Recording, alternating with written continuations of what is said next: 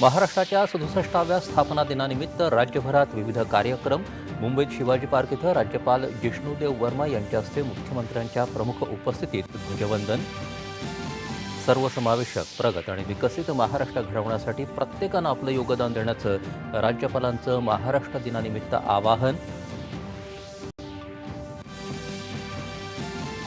विकासाचा नवा अध्याय लिहिणारा महाराष्ट्र देशाच्या प्रगतीचं इंजिन म्हणून यापुढेही विकासाच्या मार्गावर दिशा दाखवण्याचं काम करेल, मुख्यमंत्र्यांनी व्यक्त केला विश्वास. अत्याधुनिक अभियांत्रिकीचा आविष्कार असलेल्या मिसिंग लिंक प्रकल्पाचं मुख्यमंत्री आणि दोन्ही उपमुख्यमंत्र्यांच्या हस्ते लोकार्पण. मुंबई पुणे प्रवास अधिक सुलभ आणि सुरक्षित होणार. मिसिंग लिंक प्रकल्पात लोणावळा तलावाच्या 180 मीटर खाली खोदलेल्या बोगद्याची जगातील सर्वात रुंद भूमिगत बोगदा म्हणून गिनीज बुक ऑफ वर्ल्ड रेकॉर्डमध्ये नोंद. मिसिंग लिंक प्रकल्पामुळे राज्याच्या अर्थव्यवस्थेत सुमारे 70,000 कोटी रुपयांची भर पडेल, मुख्यमंत्र्यांची माहिती. या मार्गावर कोणताही वेगळा पथकर द्यावा लागणार नाही.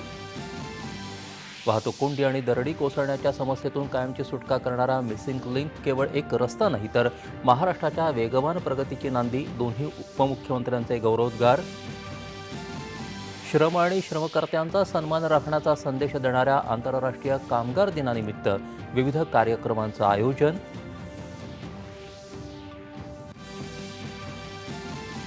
जनगणना 2027 साठीच्या पहिल्या टप्प्यात राज्यपाल जिष्णुदेव वर्मा यांनी केलेल्या स्वगणनेनं महाराष्ट्रात झाली गृहगणनेसाठीच्या स्वगणनेला सुरुवात.